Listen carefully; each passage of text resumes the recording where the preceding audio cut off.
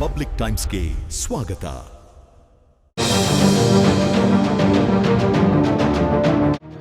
ಅಪಘಾತದಲ್ಲಿ ಗಾಯಗೊಂಡಿದ್ದ ವ್ಯಕ್ತಿಯನ್ನು ಆಸ್ಪತ್ರೆಗೆ ಸೇರಿಸಿ ಮಾನವೀಯತೆ ಮೆರೆದ ಶಾಸಕ ವಿಜಯಾನಂದ ಕಾಶ್ಯಪ್ನವರ್.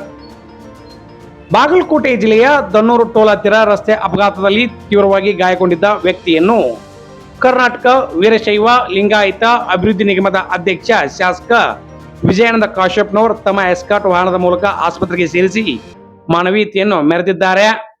ದನ್ನೂರು ಟೋಲ್ ಹತ್ತಿರ ನಡೆದ ಅಪಘಾತದಲ್ಲಿ ಬೈಕ್ ಸವಾರ ಗಂಭೀರ ಗಾಯಗೊಂಡಿದ್ದನ್ನು ನೋಡಿದ ಶಾಸಕರು ಆಂಬ್ಯುಲೆನ್ಸ್ ಕರೆ ಮಾಡಿದರು. ಬೇಗ ಬಾರದ ಹಿನ್ನೆಲೆ ಪೊಲೀಸರ ಎಸ್ಕಾಟ್ ವಾಹನದಲ್ಲಿ ಆಸ್ಪತ್ರೆಗೆ ಸೇರಿಸಿ ಶಾಸಕ ವಿಜಯಾನಂದ ಕಾಶ್ಯಪ್ನವರು ಮತ್ತು ಸಹೋದರ ದೇವಾನಂದ ಕಾಶ್ಯಪ್ನವರ್ ಮಾನವೀಯತೆಯನ್ನು ಮೆರೆದಿದ್ದಾರೆ.